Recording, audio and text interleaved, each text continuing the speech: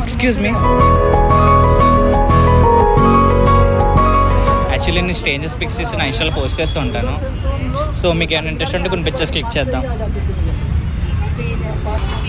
Snap by chance ఒకసారి search చేయండి. Yeah no problem, నేను గైడ్ చేస్తూ ఉంటాను. సో మీ పేరు? నిఖిల. సో ఎక్కడి మీద ప్రాపర్?